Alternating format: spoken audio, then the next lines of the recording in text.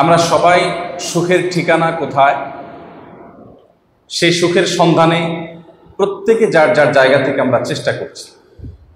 একজন শ্রমিক, একজন কৃষক, একজন চাকরিজীবী, একজন ব্যবসায়ী, যে কোনো শ্রেণী পেশার মানুষ, তিনি সকাল থেকে সন্ধ্যা পর্যন্ত যে ছুটোছুটি করছেন, যে পরিশ্রম করছেন, যে চেষ্টা করছেন, যে সাধনা করছেন, এই সবটুকুন তিনি করছেন মূলত সুখের আশায়, শান্তির জন্য, প্রশান্তি লাভের জন্য।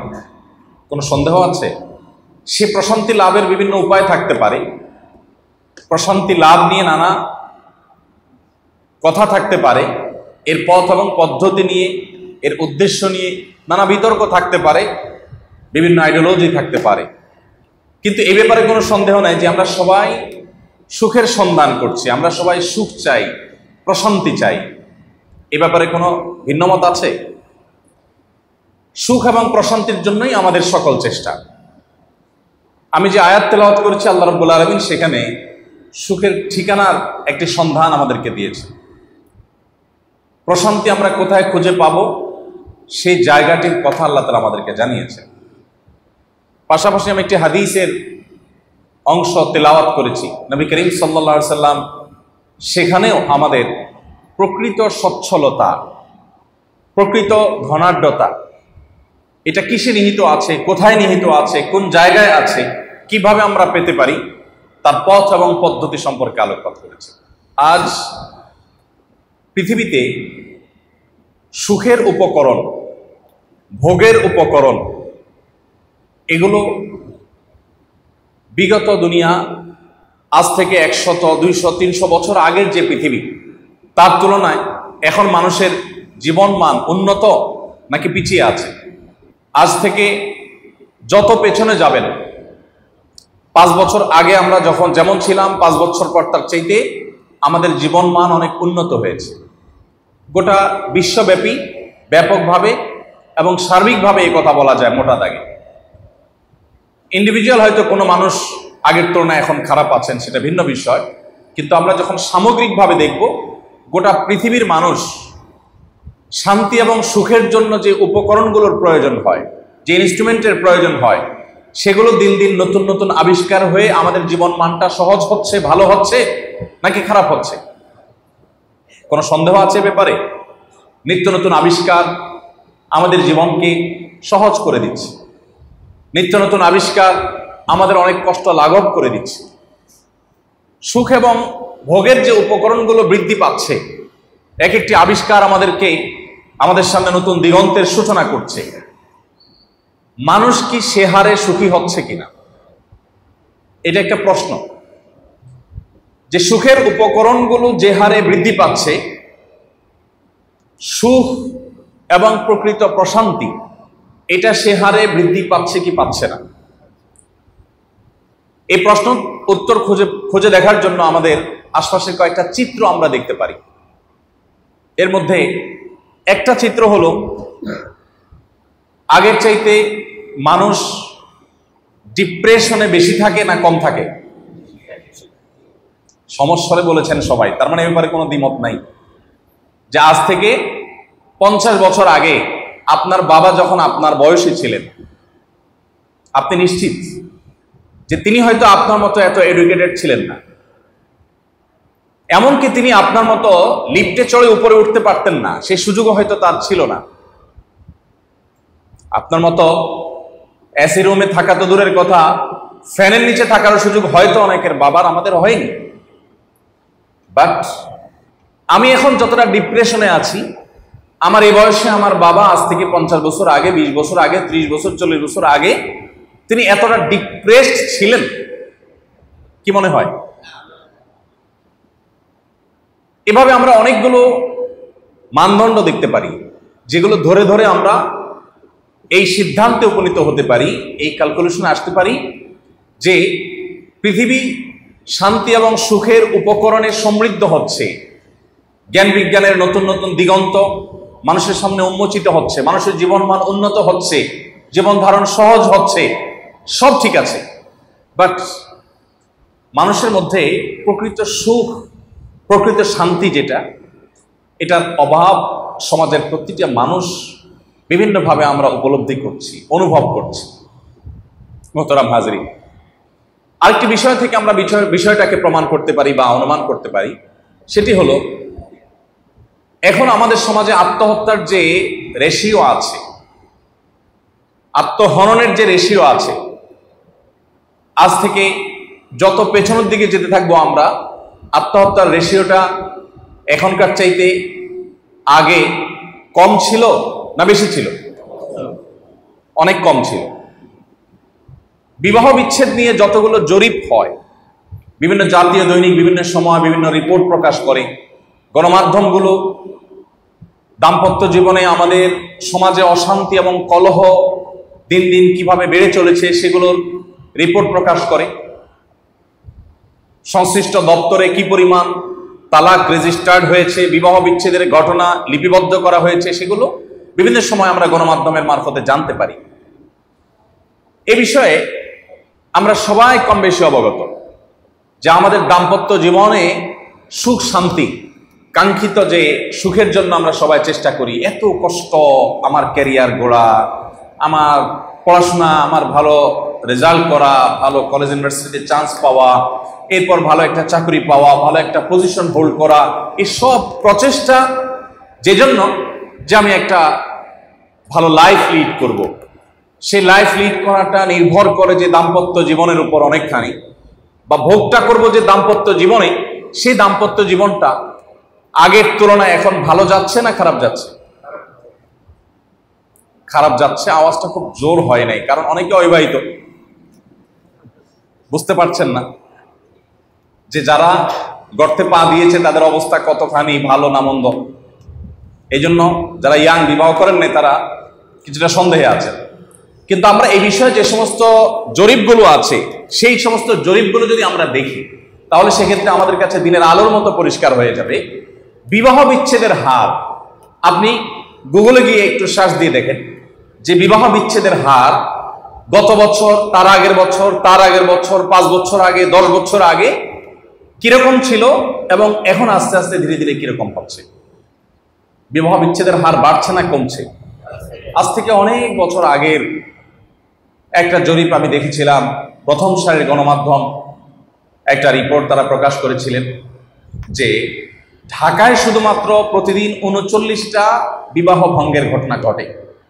আমি মাহফিলের মৌসুমে বিভিন্ন জেলায় ঘোরার সুযোগ হয়। হবিগঞ্জ জেলা যাওয়ার পর একবার এক চেয়ারম্যান সাহেব এসে বললেন, হুজুর আমি চেয়ারম্যান হয়েছি অল্প কয়েকদিন হয়েছে, সম্ভবত 10 দিন বা এরকম একটা সংখ্যা উনি বলেছেন, যে এই কয়দিনে আমার কাছে বিবাহ ভঙ্গের ঘটনাই এসেছে 20-25টি। শুধু এই বিচার যেগুলো আসছে আমার কাছে, শুধু বিবাহ ভঙ্গের বিষয়ে বিভিন্ন পক্ষ থেকে আর্গুমেন্ট, দাম্পত্য কলহ, এই ইস্যু নিয়ে আমার কাছে আসছে 10 দিনে 20-25টা ইস্যু একটা ইউনিয়নের মধ্যে। আর যেগুলো আমার পর্যন্ত আসে নাই সেগুলোর সংখ্যা কত আমি নিজেও জানি না। নারায়ণগঞ্জের এক মাহফিলে আরেক চেয়ারম্যান সাহেব স্টেজে কথা প্রসঙ্গে বললেন, ভাই আমি চেয়ারম্যান হওয়ার পর বিসমিল্লাহ করছি তালাকের বিচার দিয়া। ওনার বিসমিল্লাহ হয়েছে কি দিয়া? তালাকের বিচার দিয়া। আমি প্রায় সময় একটু মজা করে বলি, এখনকার ভালোবাসাগুলো হলো মেড ইন চায়না। যত ঘটা করে ভালোবাসা হয়, ভাঙেও তত ঘটা করে।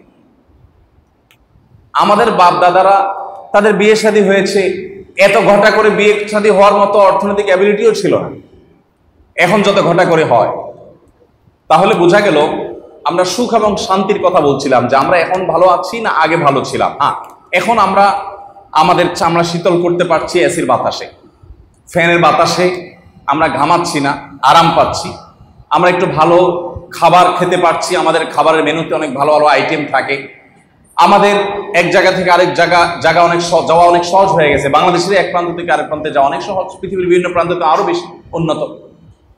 এই বিষয়গুলো নিয়ে কোনো দ্বিমত নাই। কিন্তু আমরা প্রকৃত সুখ বা শান্তি যেটার কথা বলছি, যেটার জন্য আমরা সবাই ছুটে বেড়াচ্ছি, সেটা আসলে কতটা আমাদের অর্জিত হচ্ছে। আমরা সেই কথা বলতে গিয়ে বিবাহ বিচ্ছেদের কথাটা বলছিলাম। এখন দাম্পত্য সম্পর্কগুলো ভালো যায় বেশি, নাকি আগের দাম্পত্য সম্পর্কগুলো বেশি ভালো ছিল? এবার কিছুটা কনভিন্সড হয়েছেন আপনারা, এই জন্য আওয়াজ একটু জোরে আসছে। আগের দাম্পত্য সম্পর্কগুলো যে এখনকার দাম্পত্য সম্পর্কগুলোর চাইতে বেশি ভালো ছিল, সেটা বোঝবার জন্য আমি তালাকের রেশিওটা এনেছি, যে তালাকের হার এখন যতটা বাড়ছে, বৃদ্ধি পাচ্ছে, আগে এতটা ছিল না। এখানে আমাদের বাবার বয়সী মুরব্বীরা আছেন, ওনারা বলবেন যে এখন যেভাবে কথায় কথায় বিচ্ছেদ হয়ে যাচ্ছে, তালাক হয়ে যাচ্ছে, ছাড়াছাড়ি হয়ে যাচ্ছে, তালাক তখনও হতো, কিন্তু এত বেশি কি ছিল? আচ্ছা, এখন তরুণরা নিজের সঙ্গীকে, নিজের স্ত্রীকে, স্ত্রী স্বামীকে একে অন্যকে ভালোবাসা দেবার, ভালোবাসা জাহির করবার, ভালোবাসা প্রকাশ করবার বহু ব্যবস্থা আছে। টেক্সট SMS করে ভালোবাসা জানাচ্ছেন, ইনবক্সে ভালোবাসা জানাচ্ছেন, হোয়াটসঅ্যাপ ইমোতে ভালোবাসা জানাচ্ছেন, ফোন কলের মাধ্যমে ভালোবাসা জানাচ্ছেন। আর ভালোবাসা জানাবার জন্য চটপটি খাওয়াতে পারছেন, ফুচকা খাওয়াতে পারছেন, চাইনিজ খাওয়াতে পারছেন, তারপর সারপ্রাইজ দেওয়ার জন্য অনলাইনে কোনো কাপড় চোপড় অর্ডার দিয়ে সারপ্রাইজ দিয়ে ফেলতে পারছেন, ঘুরতে যেতে পারছেন, আরো কত পথ। এসব হলো ভালোবাসা জাহির করার জন্য, ভালোবাসা স্ট্রং করবার জন্য। আসলে একটু আমরা পেছনে যাই, আমাদের বাপদাদারা, আমরা ছোটবেলা যা দেখেছি, বা আমাদের সিনিয়র যারা ছিলেন আজ থেকে 20, 25, 30 বছর আগে যারা দাম্পত্য জীবনে আমাদের মতো পর্যায়ে ছিলেন, তাদেরটা আমরা একটু দেখি। তারা একে অন্যকে ভালোবাসা জাহির করার এত সুযোগ আমাদের মতো কি পেয়েছিলেন? আমি একটা চিত্র বলি গ্রামের, আমি গ্রামের ছেলে। সকালে ঘুম থেকে উঠার পর জামাই বেচারা কাজে বের হয়ে চলে গেছে, সেটা খেতে হোক, দোকানে হোক, যেখানে হোক। আর বউ সেই বেচারি একটা ঝাড়ু হাতে নিয়ে সব ঝাড়ু দেওয়া পরিষ্কার করার মধ্যে লেগে গেছে, এবং এরপরে রান্না বাড়া কাজ কাম এগুলো করতে করতে সারাদিন পার হয়ে গেছে। জামাই বউ সারাদিনের মধ্যে একবার টেক্সট SMS পাঠানো তো পরের কথা, ভিডিও কল বা ভয়েস মেসেজ পাঠানো তো পরের কথা, সারাদিনের মধ্যে একবার চেহারাটা দেখার সুযোগও পাইত না। ওই রাতে সবাই ঘুমায় গেলে তারপরে যায় দুজন দুজনের চেহারা দেখার সুযোগ পাইতো, ততক্ষণে আবার হারিকেন ডিম হয়ে গেছে। সারা বছরে একটা শাড়ি দিলে দ্বিতীয় শাড়ি দিতে হিসেব করতে হতো কয়জনে দিতে পারতো।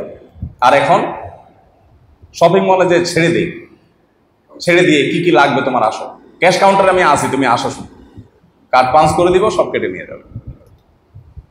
তাহলে আমাদের বাচ্চারা এত ভালোবাসাবাসি জাহির করার সুযোগ পান নাই, এত কিছু দিতে পারেন নাই। এমনকি স্ত্রী তার স্বামীকে সেজে গুজে মেকআপ করে অনেক সুন্দর করে নিজের প্রতি আকৃষ্ট করবেন, সেই সুযোগও বেচারীরা পান নাই। এখন ইয়াংরা আমরা পাচ্ছি, তাই না? তাহলে কি দাঁড়ালো? ভালোবাসাবাসীর সকল উপকরণ এখন আমাদের হাতে আছে, তাদের হাতে ছিল না। ভালোবাসাবাসীর জন্য সময় ব্যয় করা বহু পদ্ধতি, পথ আমাদের সামনে খোলা আছে, তাদের সামনে, বেচারাদের সামনে ছিল না। একটা চিঠি লিখে সেটা প্রপার জায়গা পর্যন্ত পৌঁছানোটাও টাফ ছিল। আর এখন কোনো ব্যাপারই না। তাহলে কি দাঁড়ালো? যে সুখের উপকরণের কোনো কমতি বা ঘাটতি নাই, কিন্তু আমাদের মধ্যে শান্তিটা নেই। তাদের মধ্যে সুখের উপকরণের অভাব ছিল, বাট শান্তিটা ছিল। 50-60 বছরের দাম্পত্য জীবন পার হয়ে গেছে, খুব বেশি অসুবিধা মধ্যে পড়তে হয় নাই, বেগ পেতে হয় নাই। এখন অনেক বৃদ্ধ মুরব্বী চাচারা আছেন, স্ত্রীকে ছাড়া এক মুহূর্ত থাকতে পারেন না। স্ত্রী উনি ওনার স্বামীকে ছাড়া, বৃদ্ধ লোকটাকে ছাড়া এক মুহূর্ত থাকতে পারেন না। আর যুবক পোলাপান আজকাল বেশিরভাগ ফ্যামিলিতে বিয়ের সময় ব্যান্ড পার্টি ভাড়া করে এনে ডান্স, নাচ, গান, ডাকডোল পিটিয়ে, সে তো বিয়ে করছে না, মনে হচ্ছে সে একটা তুলকালাম কাণ্ড ঘটাচ্ছে। তার বিবাহ উপলক্ষে যে গান বাদ্যযন্ত্রের অত্যাচার, যে টর্চার, যে শব্দ সন্ত্রাস হয়, তাতে গোটা এলাকার মানুষ রীতিমতো অতিষ্ঠ হয়। উনি কিছু একটা ঘটাচ্ছেন, উনি বিয়ে করছেন, উনি সেটা জানান দিচ্ছেন। এরপরে কয়দিন যেতে না যেতে দেখা যায় ডিভোর্স লেটারের ছড়াছড়ি। মোহতারাম হাজরিন, তাহলে বোঝা গেল যে আমরা শান্তির জন্য সবাই ছুটে বেড়াচ্ছি এবং শান্তির অনেক উপকরণও আমরা আবিষ্কার করতে পারছি, বাট শান্তি এবং সুখ এর দিকে আমরা খুব কম মানুষই অগ্রসর হতে পারছি। নবী করিম সাল্লাল্লাহু আলাইহি সাল্লামের যে হাদিস আমি পাঠ করেছি, সেখানে তিনি বলেছেন, লাইসাল গিনা বিকাসরাতিল আব ওয়ালাকিন্নাল গিনা গিনান নফস। অনেক সম্পদ আহরণ করার মধ্যে সচ্ছলতা নিহিত নাই, একটা মানুষ অনেক সম্পদ আহরণ করে ফেলেছে, এই লোকটাই প্রকৃত সচ্ছল নয়। আক্ষরিক অর্থে বাহ্যিকভাবে তাকে সচ্ছল বলা যেতে পারে, প্রকৃত অর্থে তিনি সচ্ছল নাও হতে পারেন। যদি কেউ মনের দিক থেকে সচ্ছল হন, মনের দিক থেকে কেউ যদি ধনী হন, তাহলে তিনি আসলেই ধনী। এখন মনের দিক থেকে ধনী জিনিসটা কি আবার? মানে আমি নিজেকে ধনী মনে করলাম, তাতে আমি ধনী হয়ে যাব? মনের দিক থেকে ধনী হওয়া মানে হলো আমার মনে কোনো অভাব নাই, আমার মনে কোনো অভাব নেই।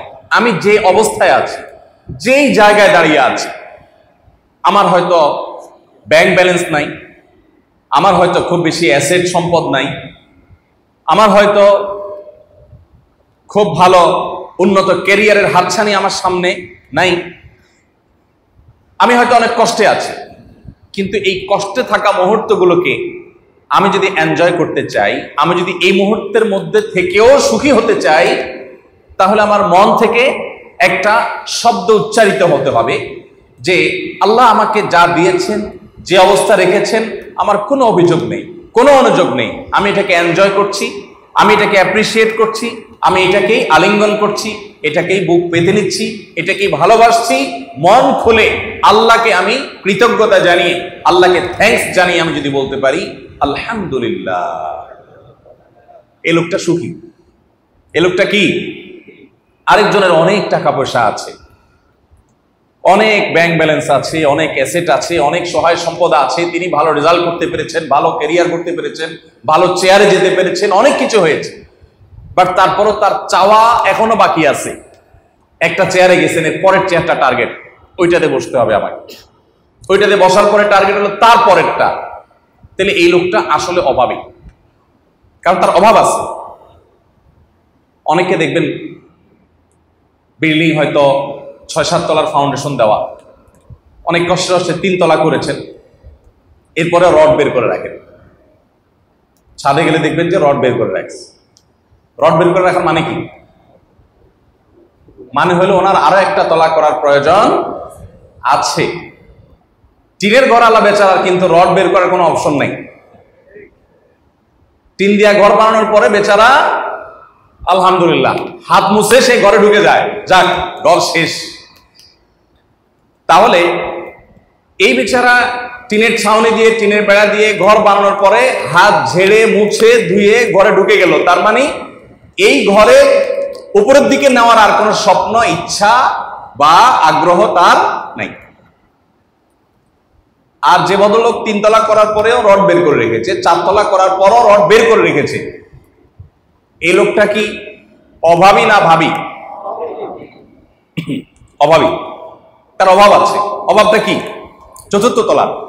আবার 4র্থ তলা করার পর যখন রড বের করে রাখে তখনও অভাব আছে। কিসের? 5ম তলা। 5ম তলার পরে যখন রড বের করে রাখে তখন অভাব আছে।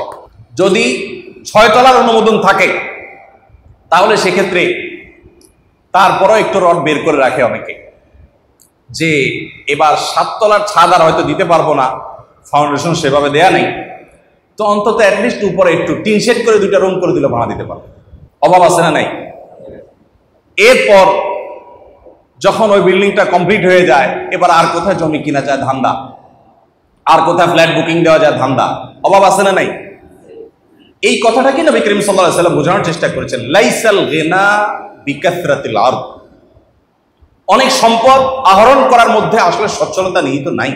এই লোকটার দিন শেষে কিন্তু অভাবী, তার মনে অভাব বোধ আছে, টান আছে, এবং তিনি যত ধনী হন না কেন তার আরো দরকার আছে।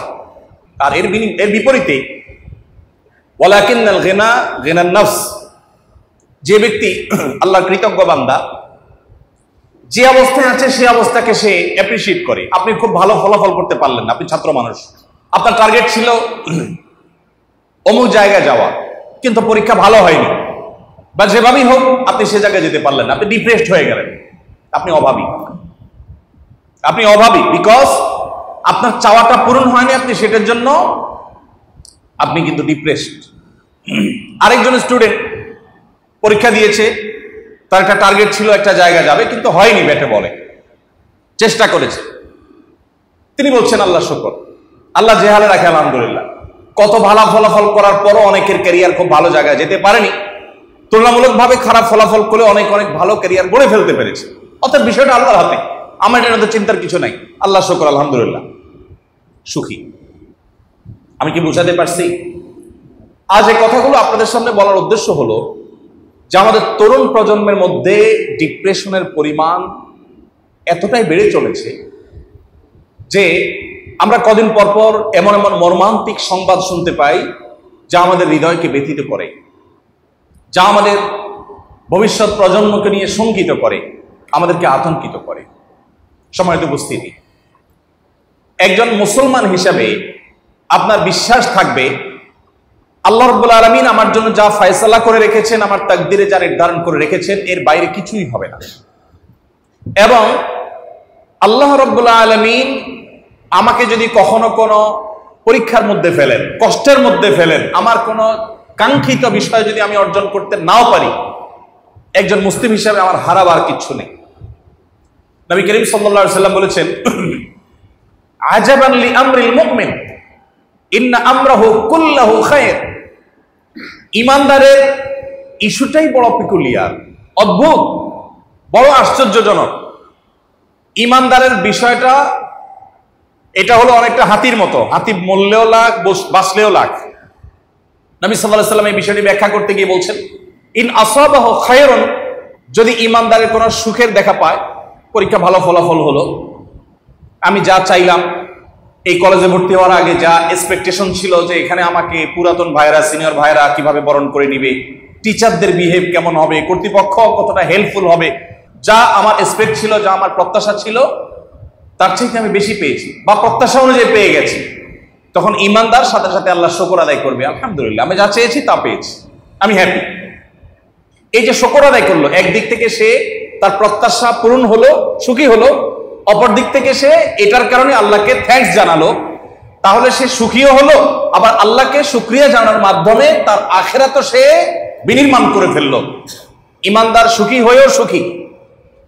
আর যদি সে যা এক্সপেক্ট করেছে প্রতিষ্ঠান থেকে সেটা পায় নাই, তাহলে সেক্ষেত্রে তার আশাভঙ্গ হয়েছে, তার প্রত্যাশার বিপরীত হয়েছে। সে মনে করেছিল তার জন্য ফুল অপেক্ষা করছে, কিন্তু আনফরচুনেটলি ফুল অপেক্ষা করে নাই। তাহলে তার যে কষ্ট হলো, ক্ষতি হলো, সমস্যায় নিপতিত হলেন, সেজন্য তিনি সবর করলেন যে নিজের জীবনে এরকম অনাকাঙ্ক্ষিত বহু কিছু ঘটবে, আমি সবর করব, শুকর করব, সবর করব, আল্লাহর কাছে ধৈর্য ধারণ করব। আল্লাহ বলেছেন যে আল্লাহ তাআলা ধৈর্যশীলদের সাথে থাকেন। নবী সাল্লাল্লাহু আলাইহি ওয়াসাল্লাম বলেছেন, ধৈর্যের বিনিময়ে আল্লাহ তাআলা জান্নাত দিবেন। এবং আল্লাহ রাব্বুল আলামিন কোরআনে বলেছেন, আল্লাহ ধৈর্যশীলদের পছন্দ করেন, ভালোবাসেন। অতএব আমার এই কঠিন মুহূর্তে আমি এইটাকেই মেনে নিয়ে আল্লাহর কাছে শুকরিয়া জানাবো, যে অবস্থায় আছি এর চেয়ে খারাপ অবস্থায় কেউ নিশ্চয়ই আছে পৃথিবীতে, আমি তার চেয়ে ভালো আছি, আমি শুকর আদায় করবো এবং সবর করব। এই যে সবর করলো সে, তার বাহ্যিকভাবে একটু কষ্ট হলো, কিন্তু সবরের বিনিময়ে তার অনন্ত অসীমকালের জান্নাত নিশ্চিত হয়ে গেল। তাহলে ঈমানদারের বিষয়টা হলো যে সে যদি সুখী হয়, শুকর আদায় করে সে লাভবান হয়, আর যদি দুঃখী হয় তবুও সে সবর করে লাভবান হয়।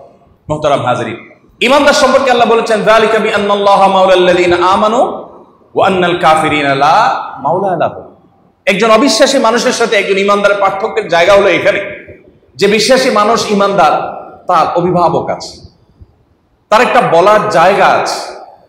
আমি প্রায় সময় বলার চেষ্টা করি, আপনি আমি যত বড় শিক্ষিত হই না কেন, যত বড় ক্ষমতার মালিক হই না কেন, আপনি আমি যত বড় চেয়ারে অধিষ্ঠিত হই না কেন, যত সম্পদের অধিকারী হই না কেন, যত বড় মানুষ হই না কেন, প্রত্যেকটা মানুষ মুখাপেক্ষী।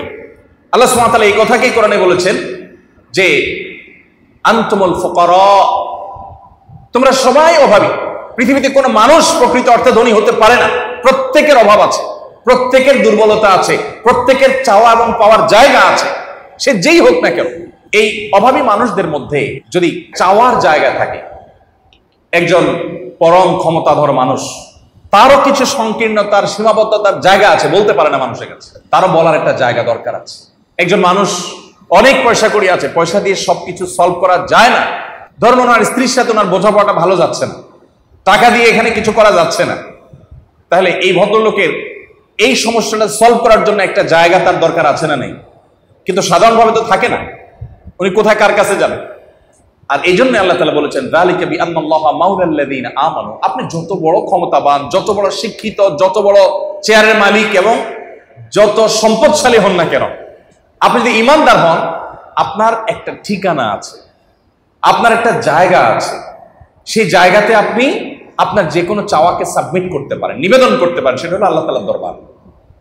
কাউকে বলতে পারছেন না। আপনি ভোর রাতে সিজদায় গিয়ে চোখের পানি ফেলে আল্লাহর সাথে কথা বলতে পারছেন, নামাজে দাঁড়িয়ে কথা বলতে পারছেন। সালাতকে নবী সাল্লাল্লাহু আলাইহি ওয়াসাল্লাম বলেছেন মুনাজাত মা আল্লাহর সাথে কানাঘুষা।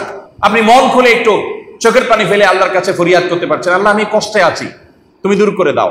এই বলার জায়গাটা ঈমানদার আছে। আমরা ঈমানদার সন্তান হয়েও, মুমিনের ঘরে জন্মগ্রহণ করেও আমরা অনেকে এই বিষয়টি সম্পর্কে আমরা ওয়াকিফ হাল না। আমরা জানি না যে আমাদের বলার একটা বিশাল বড় জায়গা আছে, সেখানে যদি বলি আমি হালকা হয়ে যাব, আমার ডিপ্রেশন কমে যাবে। মানুষ যখন কারোর কাছে শেয়ার করতে পারে, কারোর কাছে বলতে পারে, অনেক কষ্ট কিন্তু লাঘব হয়ে যায়। তো ঈমানদারের অভিভাবক করেন আল্লাহ, আর যার ঈমান নাই তার কোনো অভিভাবক নেই এবং সে দিশেহারা থাকে। আপনারা মেডিকেল স্টুডেন্ট, অনেক বড় বড় সিনিয়র ডক্টররা আছেন, প্রফেসর বৃন্দ আছেন, যারা আমার শিক্ষক তুল্য, যারা আমার বাবার বয়সী বা আরো সিনিয়র, তাদের কেউ কেউ আমাকে একান্তে বলছেন যে কিছু অভিজ্ঞতা আপনার সাথে শেয়ার করি। তো তমজা থেকে একটা অভিজ্ঞতা একজন শেয়ার করছিলেন যে, এবং পশ্চিমা দেশগুলোতে এগুলো হরহ হয়, আমাদের দেশেও হয়, আমাদের দেশে কম, যে কোনো পেশেন্ট যখন আসে ডাক্তারের কাছে, ডায়াগনোসিস হয় যে এই পেশেন্ট ক্যান্সারে আক্রান্ত এবং ক্যান্সার অ্যাডভান্স স্টেজে পৌঁছে গেছে। এই নিউজটা শোনার পর পেশেন্ট যদি অমুসলিম হয় বা পেশেন্ট যদি কোনো ধর্মে বিশ্বাসী না হয়, নাস্তিক হয়, তাহলে সেক্ষেত্রে তার এই সংবাদ শোনার পর, এই নিউজ জানার পর তার অবস্থা কি হয়? হ্যাঁ, ও শিট, স্যাড, ব্যাড। আর কিছু করার আছে?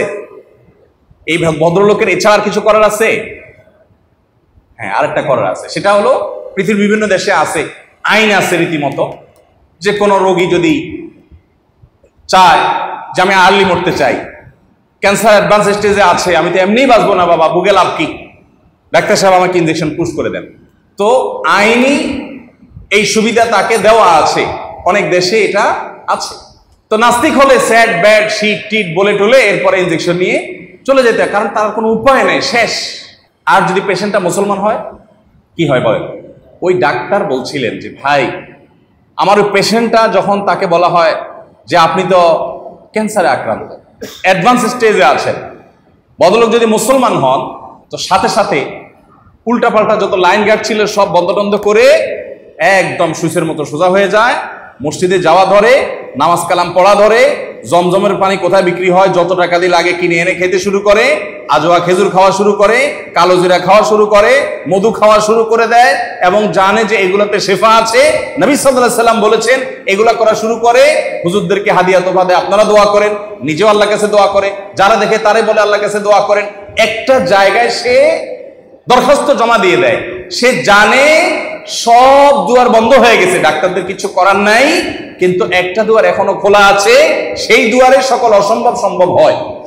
কোভিড-19 সময় ঢাকা মেডিকেল কলেজের একজন ডাক্তার আছে, আমার খুব ঘনিষ্ঠ বন্ধু মানুষ, পারিবারিক সম্পর্ক, বাসায় আসা যাওয়া আছে। গত 2-3 দিন আগেও ফ্যামিলি সহ তার বাসায় দাওয়াত খেয়ে আসছে, নাম বললাম না। তো ভাই আমাকে বললেন যে ভাই, করোনার সময় আমি এমন হয়েছে যে 1 মাস বাসায় যাই নাই, বরং আরো বেশি সময় হয়ে গেছে, গড়ায় গেছে যে বাসায় যাই নাই। ঢাকা মেডিকেল কলেজে ডিউটি করার পর চলে গেছি অন্য বিভিন্ন জায়গায়, বিভিন্ন হাসপাতালে রোগীদের সেবা দিছি। সব ডাক্তাররা আউন গাউন পরে, অবস্থা খারাপ, আমি মাস্কই পরি নাই। তো মাস্ক না পড়ছে অসতর্ক ছিল, সেটাকে আমি অ্যাপ্রিসিয়েট করছি না, কিন্তু আমি বলছি পরিস্থিতিটা এরকম ছিল। আমি যখন করোনা আক্রান্ত হয়েছি এবং আজগারিতে ভর্তি ছিলাম, তখন ভদ্রলোক আমাকে দেখতে আসেন, আর তখন ওনার সাথে আমার পরিচয় মূলত। তো যাই হোক, পরবর্তীতে উনি আমাকে বললেন যে ভাই, কত পয়সাওয়ালা দেখছি যে পারে না, পায়ের উপরে পড়ে, বাবা বাঁচাই দাও, বাবা বাঁচানো হলো তো আল্লাহ, কিন্তু তার তো সে বিশ্বাসের দুর্বলতা আছে। যাই হোক, উনি বলেন যে আমি এভাবে সার্ভিস দিয়েছি, আল্লাহ তাআলা আমাকে ভালো রেখেছেন। আমি ধানমন্ডিতে এমন ফ্যামিলির কথা জানি, আমার এক বোনের বাসার সামনের ফ্ল্যাট, স্বামী স্ত্রী দুজনেই ডাক্তার। করোনার শুরুর দিকে ওনারা দরজা জানালা সব যে বন্ধ করেছেন, প্রায় 1.5 মাস না 2 মাস যাবৎ বন্ধই ছিল এবং তারা ভিতরেই ছিলেন, যা ছিল সেগুলো তারা খেয়েছেন, শুরুতে নিয়ে তারা ঢুকে গেছেন এবং ইতোমধ্যে তাদের দুজনেরই করোনা পজিটিভ ধরা পড়েছে এবং তারা হাসপাতালে ভর্তি হয়েছে। এরকম ঘটনা প্রায় আপনারা দেখেন নাই পেপার পত্রিকায়। আবার এর বিপরীতে বাবা অসুস্থ, সন্তান বাবাকে সেবা করছে, ছেলে অসুস্থ, বাবা ছেলে সেবা করছে। এর মধ্যে কত অসতর্ক হয়েছে এবং এই জীবাণু যতটা ভয়াবহ, যত দ্রুত এটা বিস্তার লাভ করে, সেখানে দেখা গেল যে কিছুই হয় না, ভালো আছে। বলেন এখানে বৈজ্ঞানিক ব্যাখ্যা দিয়ে আপনি কি বুঝাবেন? কিছু বোঝানোর সুযোগ আছে? ওই ভদ্রলোকের ঘরে কোত্থেকে এই কোভিড-19 গিয়ে তার ওখানে অ্যাটাক করে বসলো, আর এত মাখামাখি করলো, কিছুই হলো না। আপনি যদি ইমিউন সিস্টেম দুর্বল, স্ট্রং আর দুর্বলের কথা বলেন, তো অ্যাটলিস্ট রোগ তো ধরা পড়বে, তার শরীরের সেই রোগই ধরা পড়ে না একবারও টেস্টে। কাহিনী ভাইরা আমার, ইমানদারের ভরসার জায়গা হলো আল্লাহ রাব্বুল আলামিন। এটা মানুষকে কত শক্তিশালী জায়গায় নিয়ে যায়। কোভিড-19 সময় সারা পৃথিবীর সব দেশে কম বেশি সাফার করেছে, তাই না? আপনি একটা জিনিস খেয়াল করে দেখবেন, মুসলিমরা তুলনামূলকভাবে একটু কম সাফার করেছে, ঠিক না? আপনি মানে সারা ওয়ার্ল্ডেই দেখেন যে মুসলিম দেশগুলো বা মুসলিম প্রধান শহরগুলো মুসলমানরা তুলনামূলক কম সাফার করেছে। ওই করোনার সময় একটা টেলিভিশন টকশোতে এক ভদ্রলোক, ধর্ম বিশ্বাসী নন, তার সাথে একটা টকশোতে আমাকে একবার ডাকা হলো। আমি ধরেন টকশো যাই না, সাধারণত যাই না, কারণ এটা আমার সাবজেক্ট না, তারপরে যেতে হলো বিশেষ কারণে।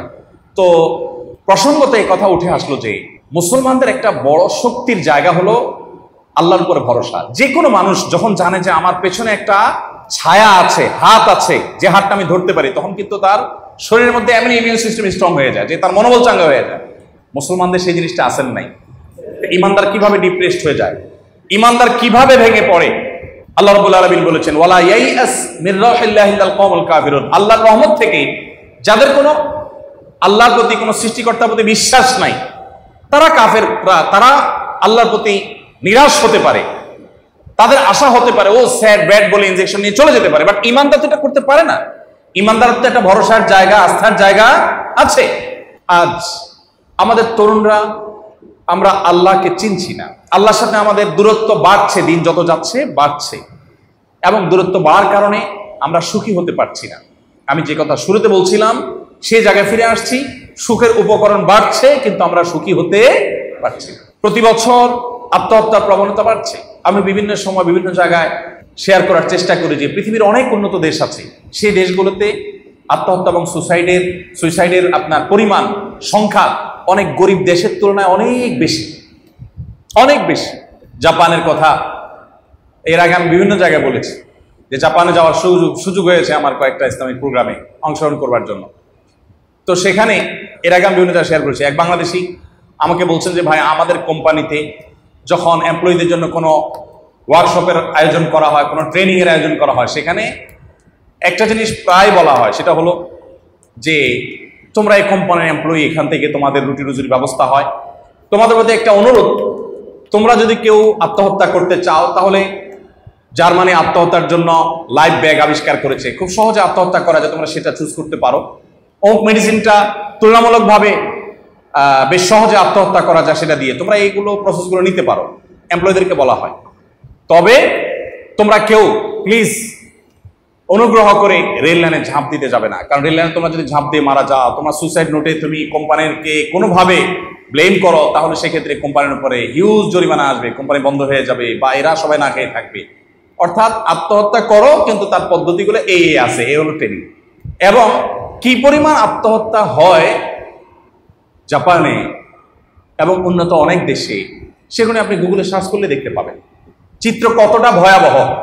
অথচ সুখের উপকরণগুলো আমাদের চেয়ে কম আছে না বেশি আছে? শুধু বেশি, অনেক বেশি। আপনি কল্পনাই করতে পারবেন না যে তারা কি লাইফ লিড করে, এবং তাদের গড় আয়ু আমাদের চাইতে অনেক বেশি। বৃদ্ধরা তো মরেই না। বাজার রাস্তায় গেলে আপনি টোকিওতে দেখবেন যে বৃদ্ধ সকালবেলা বের হয়েছে একটা কুকুর নিয়ে, কারণ আর কেউ সাথে নাই, ছেলে ছেলের হালে চলে গেছে, মেয়ে মেয়ের হালে চলে গেছে, বুড়া একা আছে, ওই কুকুরটাই তার সঙ্গী। 80, 90, 95 পর্যন্ত টিকছে, মৃত্যু হচ্ছে না, সুখে আলহামদুলিল্লাহ। অর্থাৎ আপনার সুখে বলতে আপনার তারা স্বাস্থ্যগত দিক থেকে ভালো আছে, অন্য অনেক দিক থেকে ভালো আছে, কিন্তু প্রকৃত অর্থে সুখের সন্ধান না পাওয়ার কারণে আত্মহত্যার দিকে চলে যাচ্ছে। আজ আমাদের তরুণ প্রজন্মের মধ্যে যে ডিপ্রেশনের ভয়াবহ একটা চিত্র আমরা দেখতে পাচ্ছি, শুধু তরুণদের কথা বলবো না, মধ্যবয়সী আমরা অনেকে আছি যারা ডিপ্রেশনে ভয়াবহ একটা জায়গায় চলে গেছে।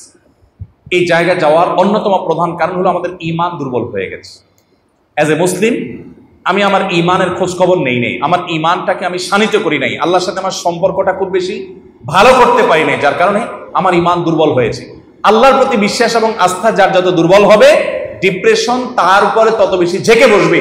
আর যে আল্লাহর প্রতি ঈমান যত স্ট্রং করতে পারবে, ডিপ্রেশন তার ধারে কাছেও ততটা আসতে পারবে না। কারণ সে জানে, সে যে আল্লাহ বিশ্বাস করে, সে আল্লাহ হলেন ফাআলুল লিমা ইউরিদ, তিনি যা খুশি তা করতে পারেন, তার কোনো সীমাবদ্ধতা নেই, তিনি কাদির, তিনি সবকিছু করতে পারেন, এই বিশ্বাস তার আছে। যার কারণে সেই মহাশক্তির কাছে তার আশ্রয় নেওয়ার সুযোগটা আছে, এই জন্য সে ডিপ্রেসড হয় না।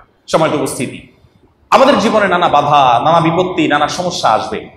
আমরা যদি আল্লাহর প্রতি বিশ্বাস এবং ঈমানের উপরে অটল অবিচল থাকি, তাহলে ইনশাআল্লাহ তাআলা আমরা দেখবো যে আমাদের মধ্যে ডিপ্রেশনের পরিমাণ অনেক কমে গেছে এবং আমরা যে যে অবস্থায় আছি সে অবস্থা আমরা সুখে আছি আলহামদুলিল্লাহ। আপনি কলেজ বিশ্ববিদ্যালয় পড়ুয়া শিক্ষার্থীদের সাথে যদি মাদ্রাসা পড়ুয়া শিক্ষার্থীদেরকে একটু কম্পেয়ার করেন এই একটি বিষয়ে, যে কলেজ ইউনিভার্সিটির ছেলেরা, মেয়েরা বা আমাদের স্কুল কলেজের ছেলে মেয়েরা, তারা যতটা ডিপ্রেশনে ভোগে, তারা যতটা আপনার টেনশনে ভোগে, যতটা হতাশাগ্রস্ত হয়, মাদ্রাসার ছাত্রদেরকে যদি আপনি কম্পেয়ার করেন এই জায়গায়, তো মাদ্রাসার ছাত্রদেরকে দেখবেন তাদের মধ্যে এত হতাশা কিন্তু নাই। এত হতাশা আছে? আপনি আত্মহত্যা, মাদ্রাসার ছাত্রদের মধ্যে আত্মহত্যার রেশিও কত পাবেন? 1% কি পাবেন? স্কুল কলেজের সাথে কম্পেয়ার করেন, অন্য অনেক দিক থেকে হয়তো তাদের চাইতে আপনারা এগিয়ে আছেন, কিন্তু এই একটা জায়গায় অর্থাৎ মানসিক প্রশান্তিটা তাদের মধ্যে আপনার চাইতে একটু বেশি আছে, আপনাকে স্বীকার করতে হবে। বিকজ তারা ওই যে আত্মহত্যার দিকে যাচ্ছে না, তারা অনেক খুশি। অথচ তাদেরকে তো অনেক বেশি আরো ডিপ্রেসড হওয়ার কথা ছিল, কারণ তাদের সামনে উন্নত ক্যারিয়ারের হাতছানি নাই, সামাজিক স্বীকৃতি নাই। আপনি একটা মেডিকেল কলেজে চান্স পেয়েছেন, এটাই তো আপনার সামাজিক ভাবসাব আসার জন্য যথেষ্ট। কিন্তু ওই বেচারা পড়ে কোথায়? মাদ্রাসা। কি করো বাবা? কোথায় পড়ো? মাদ্রাসায় পড়ি। বস এই এক কথাই তো তার সামাজিক অবস্থান, পারিবারিক অবস্থান, রাষ্ট্রীয় অবস্থান, সব জায়গায় তার অবস্থান অনেক তলানি। এরপরও খুব ভালো, আপনার মতো ভালো পরিবেশ সে পাচ্ছে না, তারপরও সে অনেক সুখে আছে। আর এই কথাটাকে আল্লাহ তাআলা কোরআনে বলেছেন, আলা বিযিকরিল্লাহি তাতমাইন্নুল কুলুব। আপনি ডাক্তার হন, আপনি ইঞ্জিনিয়ার হন, আপনি ব্যবসায়ী হন, আপনি পেশাজীবী হন, আপনি কৃষক হন, আপনি যেই হন না কেন, আপনার মধ্যে যদি ঈমান থাকে আর আল্লাহর স্মরণটা আপনার মধ্যে যদি থাকে, আল্লাহর ইবাদত যদি আপনি করেন, তাহলে আপনার অন্তরটা প্রশান্ত থাকবে। আপনি যত কষ্টে থাকেন না কেন, আপনার মুখ থেকে হাসি বের হবে এবং আলহামদুলিল্লাহ বের হবে, যদি আপনার মধ্যে ঈমান এবং আমালে সালেহ থাকে। ভাইরা আমার, আমরা অনেক যুবকরা আছি, আপনারা বেশিরভাগ এখানে স্টুডেন্ট, অনেক ভাই আপনাদের মধ্যে হয়তো আছেন যে আল্লাহর সঙ্গে একান্তে নিজের মনের কথাগুলোকে বলা, চোখের পানি ফেলা, দোয়া নিবেদন করা, ইবাদত করা, নির্জনে একাকী আল্লাহর সাথে কথা বলা, এই সুযোগটা আমাদের অনেকের জীবনে হয় নাই। আমরা অনেকে ইবাদত বন্দেগীর মাধ্যমে শান্তি খোঁজার চেষ্টাটুকুও করি নাই কখন। আমি আপনাদেরকে অনুরোধ করব, আপনি একজন মুসলমান হিসাবে আপনি কিছুদিনের জন্য হলেও আল্লাহর ইবাদত এবং দাসত্ব করে দেখুন। দেখুন, পৃথিবীর অন্য সবার দাসত্ব মানুষের মাথাকে নত করে, মানুষকে ডিপ্রেসড করে। মানুষ মানুষের দাস হবে, কেউ কারোর অধীনে থাকলেই তো তার কাছে বন্দি বন্দি মনে হয়। কিন্তু আহকামুল হাকিমিন, আল্লাহ রাব্বুল আলামিনের দাসত্বের মধ্যে এক অবর্ণনীয় তৃপ্তি আছে। আল্লাহকে যখন কেউ সিজদা নিবেদন করে মন খুলে তার সাথে কথা বলতে পারে, সে একটু হালকা বোধ করে, মন দুঃখটা দূর করার সুযোগ লাভ করে। আমি আপনাদেরকে আহ্বান করব সেই পথে অগ্রসর হওয়ার জন্য। আপনি যখন আল্লাহর সাথে পরিচিত হবেন এবং সেই সাথে জাগতিক জ্ঞান অর্জন করবেন, তখন আপনি হবেন এই সমাজের সবচেয়ে মূল্যবান সম্পদ। এই সমাজ আপনার দ্বারা কোনো ক্ষতিগ্রস্ত হবে না, লাভবানই হতে থাকবে। বিশেষ করে আপনারা মেডিকেল কলেজের স্টুডেন্ট, আপনারা ভবিষ্যতে এক একজন ডক্টর হবেন। একজন চিকিৎসক, একজন ডাক্তার, তিনি সমাজকে যতটা দেওয়ার সুযোগ আছে, আমি আরো যদি পরিষ্কার করে বলতে চাই যে আমার মতো অনেক হুজুরের জন্য জান্নাতে যাওয়া যত সহজ, একজন ডাক্তার যদি চান যে আমি আমার বেসিক ইসলামটা ঠিক রেখে আমার এই পেশা দিয়ে আমি জান্নাতে যাওয়া, তো অনেক হুজুরের চাইতে আপনার জান্নাতে যাওয়ার রাস্তা অনেক শর্ট। কারণ আপনার কাছে সব দুর্দশাগ্রস্ত মানুষগুলো যাবে, সব দুঃখ কষ্টে থাকা মানুষগুলো আসবে। আমাদের কাছে সব দুঃখে কষ্টে থাকা মানুষগুলো যায় না। হুজুরদের কাছে সবসময় দুঃখ কষ্টে যায় মানুষ, অনেক সময় ভালো সময় যায়। হুজুর নতুন বিল্ডিং করবো, আসেন দোয়া করে দিয়ে যান। ভালো সময় না খারাপ সময়? ছেলে হয়েছে, আকিকা খাওয়াবো, হুজুর আসেন খেয়ে যান, দোয়া করে যান। ভালো সময় না খারাপ সময়? এরপরে বিয়ে করব, নতুন বিয়ে হয়েছে, বিয়ে হবে, হুজুর আসেন বিয়ে পড়ায় দিয়ে যান। ভালো সময় না খারাপ সময়? তাহলে হুজুরদেরকেও মানুষ সব কষ্টের সময় ডাকে না, কষ্টের সময়ও ডাকে, ভালো সময়ও ডাকে। আর ইঞ্জিনিয়ারদের কথা যদি বলেন, তো ইঞ্জিনিয়ার সাহেবদেরকে তো সবাই ভালো সময়ই ডাকে। টাকা পয়সা হাতে আসে, ঘরবাড়ি বানাবে, কলকারখানা করবে, তখন ইঞ্জিনিয়ার সাহেবদের ডাকে। আর ডাক্তার হলেন একমাত্র পেশার অধিকারী, যে পেশার মানুষদের কাছে মানুষ কখনো সুখে যায় না। মানুষ যায় কিসে? দুঃখে। শতভাগ মানুষ দুঃখে যায়, শতভাগ মানুষ দুঃখে যায়, দুর্দশায় যায়। মানুষের সেবা করার জন্য এই পেশার মানুষদের জন্য আল্লাহর দুয়ার যতটা উন্মুক্ত, অন্য কোনো পেশার মানুষদের জন্য এতটা উন্মুক্ত না, এতটা উন্মুক্ত না, বা অন্য অনেক পেশার মানুষের জন্য এতটা উন্মুক্ত না। আপনারা চাইলে সে কাজটা করতে পারেন। এর জন্য কি করতে হবে? এজ এ মুসলিম আপনার ইমানটা আগে মজবুত করতে হবে, এবং একজন মুসলিম হিসাবে আপনি 5 ওয়াক্ত নামাজ সময় মতো ঠিক মতো আদায় করবেন। এটা আপনার জীবনের ডিউটি হবে।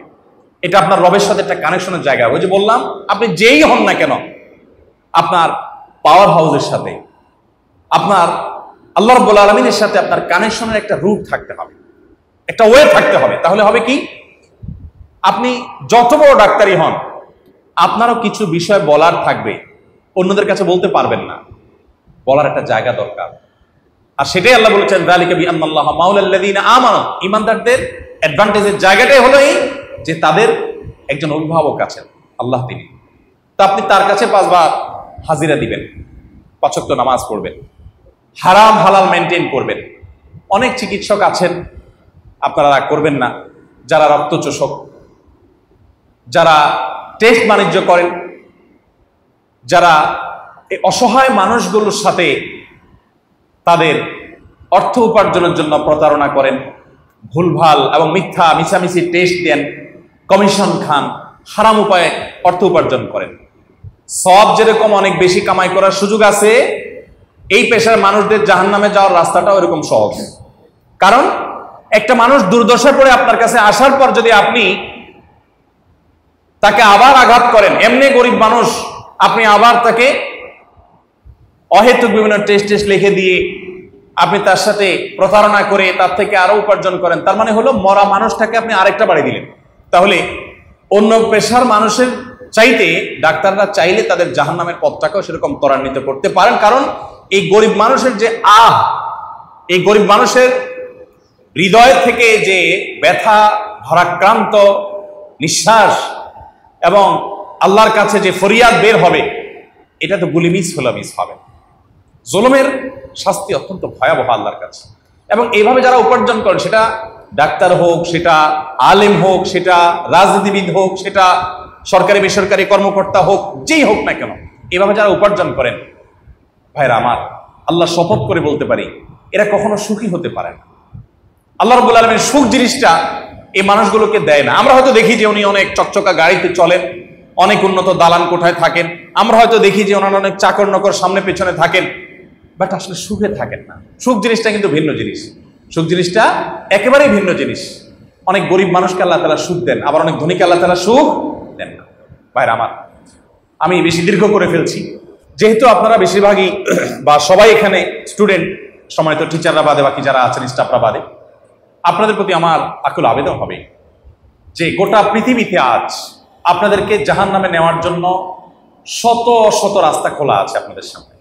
হাতছানি দিয়ে আপনাদেরকে জাহান্নামের দিকে ডাকছে, এবং শয়তান আপনাদেরকে বিভ্রান্ত করছে। মনে করছেন যে আমার উন্নত ক্যারিয়ার হয়ে যাবে, তো আমি সুখী হয়ে যাব। বাস্তবে আল্লাহ রাব্বুল আলামিন সুখের বরাদ্দ রাখেন তাদের জন্য যারা আল্লাহর প্রতি ঈমান রাখে, আল্লাহর স্মরণ করে, আল্লাহর ইবাদত করে এবং আল্লাহর বন্দেগীর মধ্যে নিজেকে নিবেদিত করে, তাকওয়া চর্চা করে। এই মানুষগুলোর জন্য আল্লাহ তাআলা সুখ বরাদ্দ করে রেখেছেন। সে সম্পদশালী হলেও সুখী হবে, সম্পদশালী না হলেও সুখী হবে। সুখ আল্লাহ তাআলা তাকে দিবেনই দিবেন। আমি বিভিন্ন সময় একটা উপমা দেওয়ার চেষ্টা করি, আপনাদের এখানেও দিই। আচ্ছা, যদি আমাদের সামনে অপশন দেন আল্লাহ তাআলা, অপশন, 2টা অপশন, আমরা অপশনগুলো একটু বোঝার চেষ্টা করি।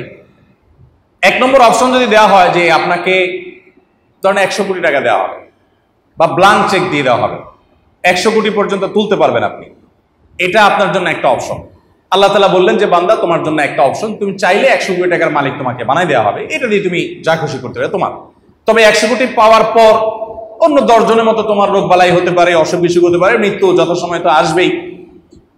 অর্থাৎ এই 100 কোটির পাশাপাশি তুমি যে একেবারে সুখেই থাকবা সব সময়, এর কোনো গ্যারান্টি নেই, বাট তুমি টাকা পাবো।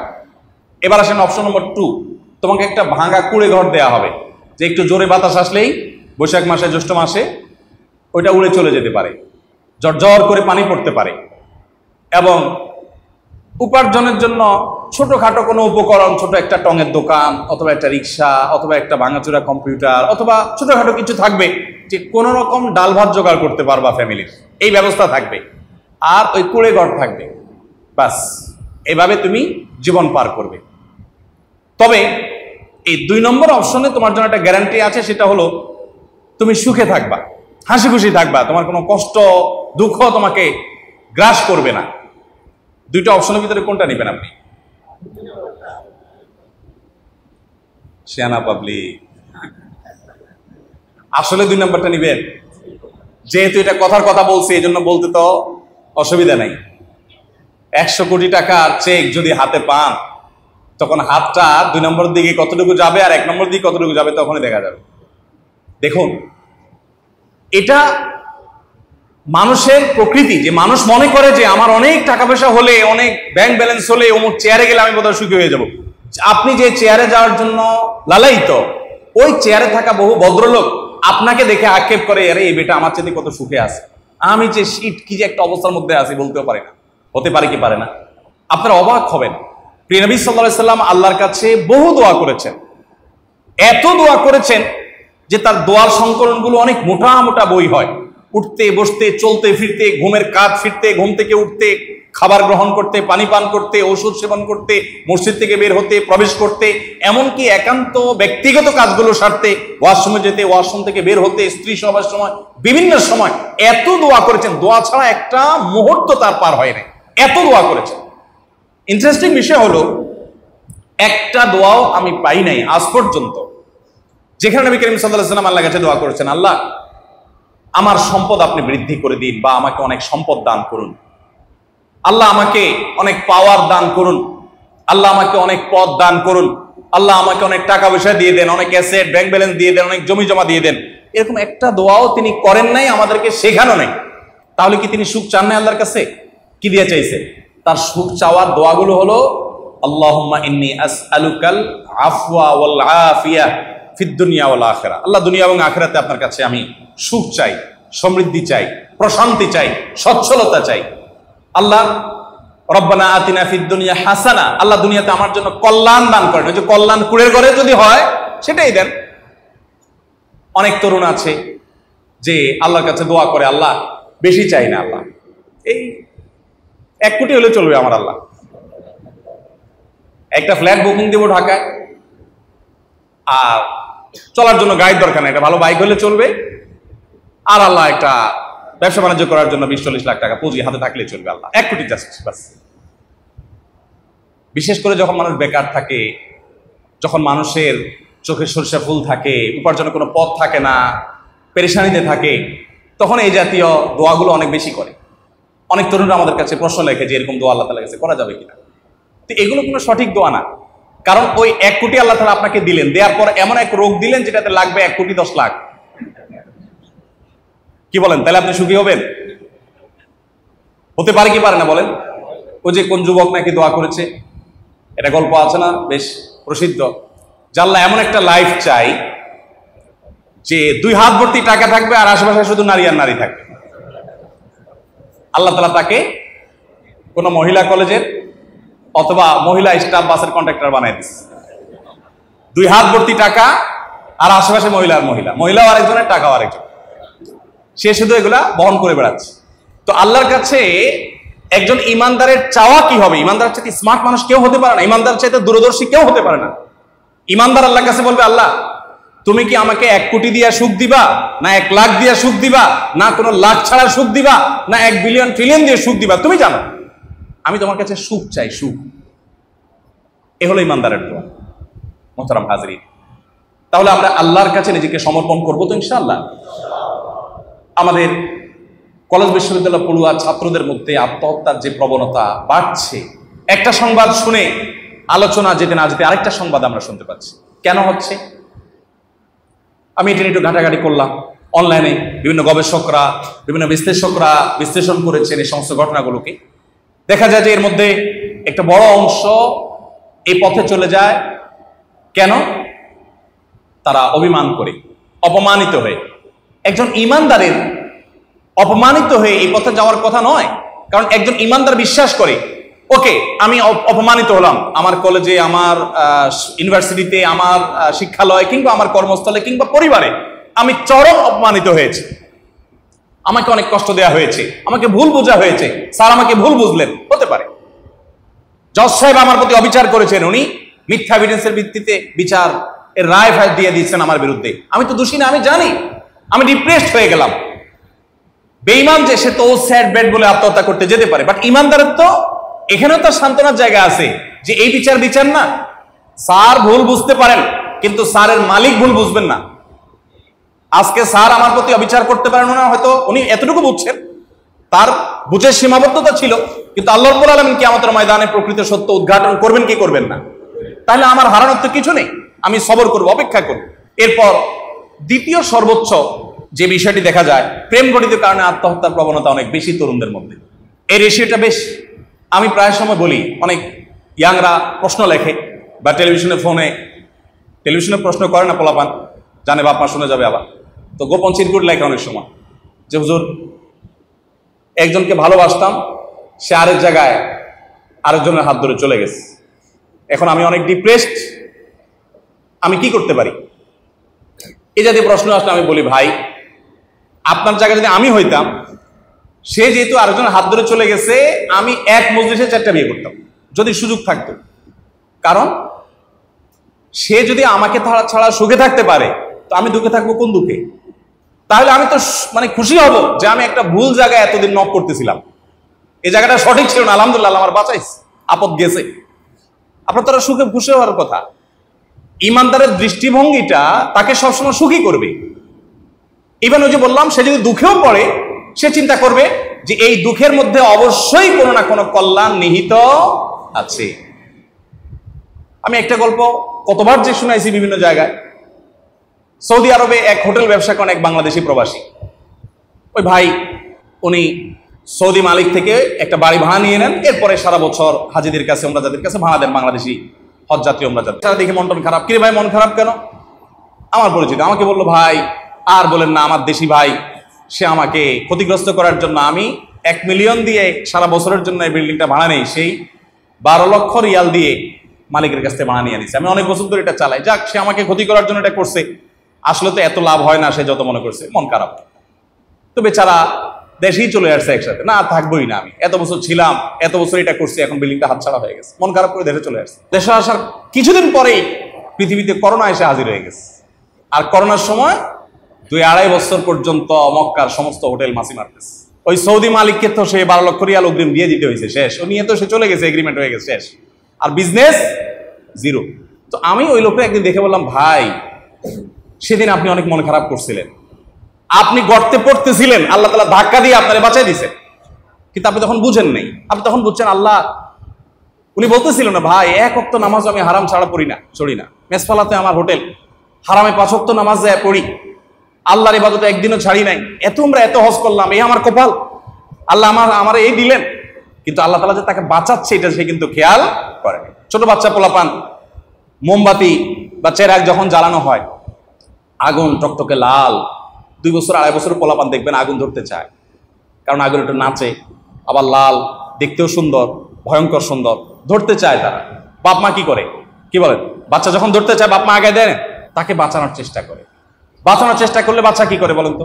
হ্যাঁ, বাচ্চা মেনে নেয় যে হ্যাঁ আব্বা আম্মা আমার জন্য ডিসিশন নিয়েছেন, অবশ্যই গুড, আমি ধরবো না, তাহলে ওকে।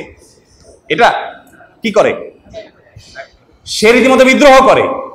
ছোট মানুষ 2 বছরের পারে না, লড়াই করে সর্বশক্তি দিয়ে সে আগুন ধরবে চেষ্টা করে, বাপ মা তো দিবেই না। এবার কোনো মতে যখন না পারে, শেষ অস্ত্র, মেয়েদের শেষ অস্ত্র, বাচ্চাদের শেষ অস্ত্র, কান্নাকাটি শুরু করে দেবার, কান্নাকাটি। কাঁদতে কাঁদতে কাঁদতে কাঁদতে এবার সে পারলে শহীদ হয়ে যায়, কাঁদতে কাঁদতে এমন অবস্থা। তার কান্নার যে আপনার ভাষা, এই কান্নার ভাষা বলছে যে বাবা মা আমার এত নিষ্ঠুর, এত নির্মম, এ লাল জিনিসটা ধরতে চাবো, তারা এত বাধা দিল আমাকে, কোনোভাবেই দিল না, একটু কি হইতো ধরতে দিল। কিন্তু বাপ মা তাকে যতই কান্দে না চান্দে তোমাকে ধরতে দেওয়া হবে না, কারণ বাপ মা জানে ওটাতে তার ধ্বংস অনিবার্য ডেকে আন।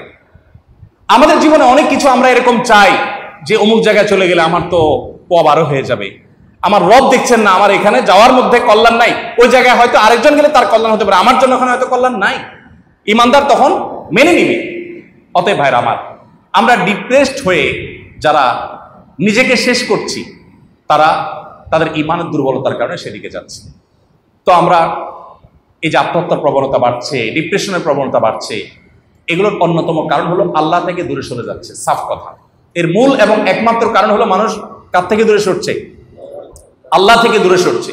মানুষ যখন আল্লাহর কাছে থাকবে, আল্লাহ নৈকট্য অর্জন করবে, আল্লাহর বন্দেগী করবে, ইনশাআল্লাহ সে পরম কষ্টের মধ্যে থেকেও তৃপ্তির হাসি হাসতে পারবে। তাকে আল্লাহ তাআলা সুখ জিনিসটা দান করবেন। আল্লাহ তাআলা আমাদের সবাইকে সুখের সে আসল ঠিকানা পাওয়ার তৌফিক দান করুন। আল্লাহ বলেছেন, আলা বিযিকরিল্লাহি তাতমাইন্নুল কুলুব, মনে রাখবে আল্লাহর জিকির এবং আল্লাহর স্মরণ, আল্লাহর জিকির এটা আমাদের অন্তরকে প্রশান্ত করে। অতএব আমরা আল্লাহর জিকিরের দিকে ধাবিত হব তো ইনশাআল্লাহ।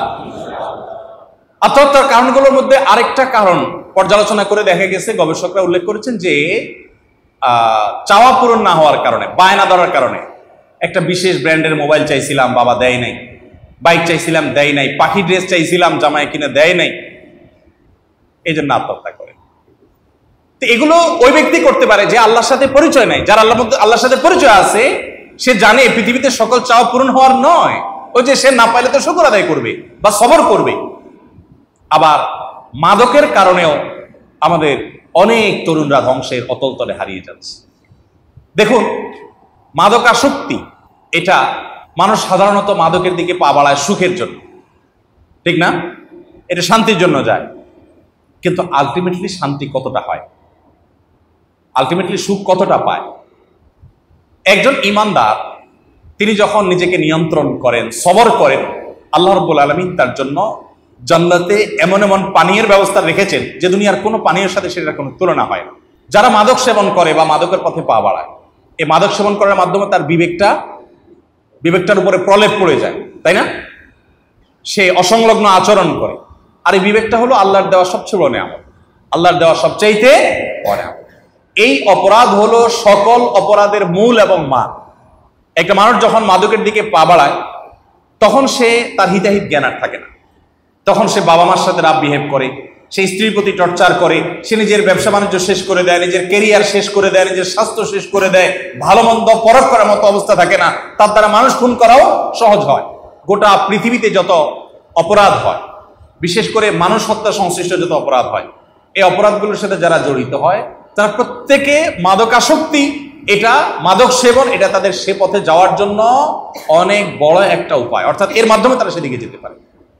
সম্মানিত উপস্থিতি, আমাদের সামনে সেই মাদকের হাতছানি আছে, আমি জানি আপনারা বয়সে তরুণ, মনে রাখবেন এই পথে একবার যারা পা বাড়ায়, এরপরে ফিরে আসার সম্ভাবনা খুব ক্ষীণ থাকে, খুব অল্প সংখ্যক মানুষ ফিরে আসতে পারে। আপনার জীবনে ধূমপানের অফারও যদি কারোর কাছ থেকে পান, ঘৃণা ভরে সেখান থেকে প্রত্যাহার করে আপনি সেই পথ ছেড়ে আপনাকে ফিরে আসা উচিত, সেই মেরুদণ্ড আপনার থাকা উচিত।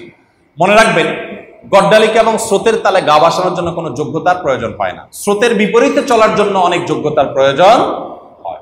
আপনার ম্যাক্সিমাম বন্ধুরা হয়তো ধূমপান করে, বা আপনার অনেক বন্ধুরা হয়তো মাদকের দিকে হাত বাড়িয়েছে, অনেকে হয়তো হারাম রিলেশন করে। আপনি করবেন না, আপনি সবর করবেন, কারণ জান্নাতের পথযাত্রীদের সংখ্যা খুব বেশি থাকে না। জোয়ারের বিপরীতে চলা মানুষগুলো জান্নাতে যায়, আর জোয়ারের বিপরীতে চলার জন্য মেরুদণ্ডের প্রয়োজন হয়। অতএব আপনাদেরকে মাদকের বিরুদ্ধে নিজেদের বিরুদ্ধে নিজেদের সংগ্রামের সিদ্ধান্ত নিতে হবে যে মাদকের ধারে কাছে আমি যাব না। মাদক আসক্ত তো দূরের কথা, ধূমপানে আসক্ত কোনো মানুষ আমার বন্ধু হতে পারে না, আমার কাছের কেউ হতে পারে না। অন্যায়ের পথে আহ্বানকারী কোনো মানুষকে আমি অ্যাপ্রিসিয়েট করতে পারি না। এই শক্ত মনোবল আমাদের মধ্যে থাকতে হবে। তা যদি না হয়, তাহলে ওই যে বললাম, জাপানের মতো, কানাডার মতো, জার্মানির মতো, অস্ট্রেলিয়ার মতো, পৃথিবীর উন্নত দেশের মতো আপনার আমার জীবন মান অনেক উন্নত হবে, কিন্তু প্রকৃত সুখের ঠিকানা আমরা পাবো না এবং দুঃখের মধ্যে আমরা হাত ধরতে থাকবো। আল্লাহ রাব্বুল আলামিন এই সকল অপরাধ থেকে আমাদেরকে বেঁচে থাকার তৌফিক দান করুন এবং আমাদের সবাইকে আল্লাহ রাব্বুল আলামিন তার প্রিয় বান্দা মুসলমান হিসেবে খাঁটি মুসলমান হওয়ার তৌফিক দান করুন। আপনি একজন চিকিৎসক হিসাবে, একজন ডক্টর হিসাবে, আপনি একজন চিকিৎসা সেবা দানকারী হিসেবে আপনার জন্য জান্নাতে যাওয়ার পথ অনেক সহজ। বেসিক ঈমান ঠিক থাকার পর ইসলামের বেসিক বিষয়গুলো আপনি মেনে চলেন। খুব বেশি নফল ইবাদত বন্দি করার দরকার নেই। আমার মতো অনেক হুজুরের অনেক নফল ইবাদত আপনার চিকিৎসার নিয়তে, সেবার নিয়তে, মানুষ উপকার করার নিয়তে, আল্লাহর কাছে সওয়াবের আশায় যদি আপনি মানুষকে সেবা দেন, সেই সেবাটা আমার নফল ইবাদতের চাইতে শত শত হাজার হাজারের বেশি উত্তম হতে পারে। অতএব এই অপরচুনিটি আমাদের হাতছাড়া করা উচিত হবে না। আল্লাহ তাআলা আমাদের সবাইকে সেই কল্যাণের পথে চলার তৌফিক দান করুন। সুখের সেই ঠিকানা আমরা যেন খুঁজে পাই, সন্ধান পাই, আল্লাহ তাআলা আমাদের সেই তৌফিক দান করুন। সকল হারাম থেকে, সকল অনাচার থেকে বেঁচে থাকতে হবে। আজ আমাদের তরুণদের মধ্যে আমাদের সেই আদর্শবান তরুণ খুঁজে পাওয়া যায় না। আমরা আমাদের ছেলেবেলায় যে তরুণদেরকে দেখেছি বা আমাদের চেয়ে যারা আরো সিনিয়র তারা যে তরুণদেরকে দেখেছেন, আমাদের তরুণদের মধ্যে সেই তারুণ্যের যে কাঙ্ক্ষিত চিত্র সেটা দেখা যায় না। তখন তরুণদের মধ্যে সিনিয়রদেরকে শ্রদ্ধা করার মানসিকতা ছিল। বাবা মার অনুগত সন্তান পাওয়া যেত, দেখা যেত। তখন অপরাধ বোধ ছিল, অপরাধের প্রতি প্রবণতা কম ছিল। কিন্তু এখন চরম স্বেচ্ছাচারী হয়ে যাচ্ছি। পশ্চিমা মিডিয়ার কল্যাণে আমরা আজ ভালো মন্দ অনেক কিছু মিশে একাকার হয়ে যাচ্ছে আমাদের সামনে এবং সেখান থেকে ভালোটা আমরা খুঁজে বের করতে পারছি না।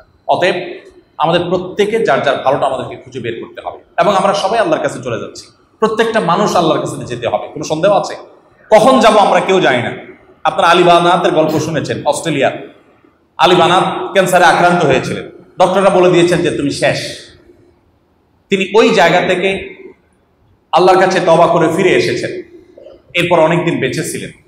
অনেক অঢেল সম্পদ ছিল এবং সেই সম্পদ তিনি যথাযথভাবে ব্যবহার করেছেন, উপযুক্ত খাতে ব্যবহার করেছেন। বাকি জীবন পুরোটা আল্লাহকে নিবেদন করেছেন। তার মতো ইয়াং তিনি এরকম দুরারোগ্য ব্যাধিতে আক্রান্ত হবেন এবং এরকম ভয়াবহ পরিস্থিতিতে চলে যাবেন, কল্পনা করেন না। কিন্তু সেটা তার জন্য নেয়ামত এবং আল্লাহর কাছে আসার কারণ হয়েছে। আমাদের জীবনে অনেক ক্ষতি, অনেক বিপদ আল্লাহর কাছে আসার মাধ্যম হয়, কারণ হয়। অতএব সেভাবে আমাদের জিনিসগুলোকে নিতে হবে এবং ধৈর্য ধারণ করতে হবে। ইমানদারের সবচেয়ে বড় অস্ত্র হলো ধৈর্য ধারণ করা। ধৈর্য ধারণ করতে না পারা এটাও ডিপ্রেশন হওয়ার একটা বড় কারণ। আল্লাহ তাআলা বলেছেন আমাদেরকে ধৈর্য ধারণ করতে এবং এই ধৈর্যের মধ্যে আমাদের দুনিয়া আখিরাতের সমুদয় কল্যাণ নিহিত আছে। আমি দীর্ঘায়িত করে ফেলেছি এবং অনেক এলোমেলো কথা একদিক থেকে আরেক দিকে আমি চলে গেছি। তো আমার পুরো বক্তব্যের খোলাসা এবং সামারি হলো যে একজন ইমানদারের সুখের ঠিকানা তার হাতের নাগালেই আছে। আল্লাহর প্রতি ঈমানকে যদি আমরা প্রগাঢ় করতে পারি, এজ এ মুসলিম হিসাবে যদি আমরা প্র্যাকটিসিং মুসলিম হয়, আমরা মুসলমানরা বেশিরভাগ হলাম সেকুলার মুসলিম না, যদি রেগুলার মুসলিম হতে পারি তাহলে ইনশাআল্লাহ সুখের ঠিকানা আমরা পেয়ে যাবো। ডক্টর খন্দকার আব্দুল্লাহ জাহাঙ্গীর রহমতুল্লাহর নাম শুনেছেন আপনারা? ইসলামী বিশ্ববিদ্যালয় কুষ্টিয়ার প্রফেসর ছিলেন আল হাদিস ডিপার্টমেন্টের। স্যার একটা কথা বলতেন যে আমাদের দেশে মুসলমান দুই প্রকার, এক হলো সেকুলার মুসলমান, আর হলো রেগুলার মুসলমান। সেকুলার মুসলমান হলো এদেশের বেশিরভাগ মানুষ হলো সেকুলার মুসলমান। রেগুলার মুসলমানের সংখ্যা খুব কম। সেকুলার মুসলমান বলতে এটা স্যারের নিজস্ব ভাষা এবং ওনার পরিভাষা। উনি বলতেন যে সেকুলার মুসলমান মানে হলো যে মুসলমানরা মনে করে ধর্ম সব জায়গায় টানাটানি করা ঠিক না, ধর্ম সব জায়গায় টানাটানি করা ঠিক না। এই টাইপের মানুষ কবরে মনকার নাকির যদি জিজ্ঞাসা করে মা দিনুকা তোমার ধর্ম কি, মনকার নাকির হয়তো পাল্টা প্রশ্ন করে বলবে যে সব জায়গায় ধর্মটা কেন, বুঝেন নাই? ওনারা সব জায়গায় ধর্ম মানতে রাজি না। শুধুমাত্র নামাজটা পড়বে, মসজিদ থেকে বের হয়ে টুপিটা ভাঁজ করে প্যান্টে ঢুকে ফেলবে। টুপি তো ভাঁজ করে না, তার পুরো ধর্মই ভাঁজ করে ফেলছে সে। এরপর বাকিটা তার নিজের মন মতো চলবে।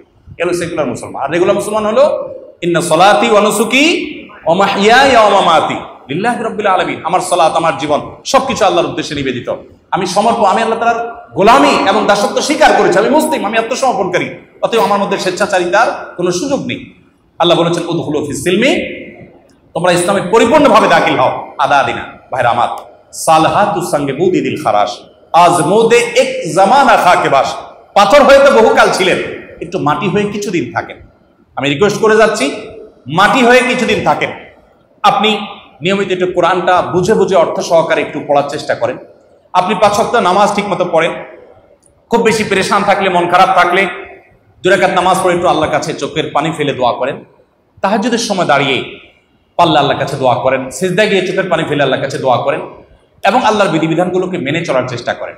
পরীক্ষামূলকভাবে একটা পিরিয়ড আপনি এভাবে চলার চেষ্টা করেন। আমি শপথ করে আপনাকে বলতে পারি, আল্লাহর উপরে ভরসা রেখে দায়িত্ব নিয়ে বলতে পারি, আপনার এই লাইফটাকে আপনার আল্লাহর নাফরমানের যে লাইফ, সেই লাইফের সাথে আপনি খুব পরিষ্কারভাবে কম্পেয়ার করতে পারবেন। আপনি দেখতে পাবেন যে জান্নাতের সুখ আল্লাহ তাআলা আপনার জীবনে দান করেছেন।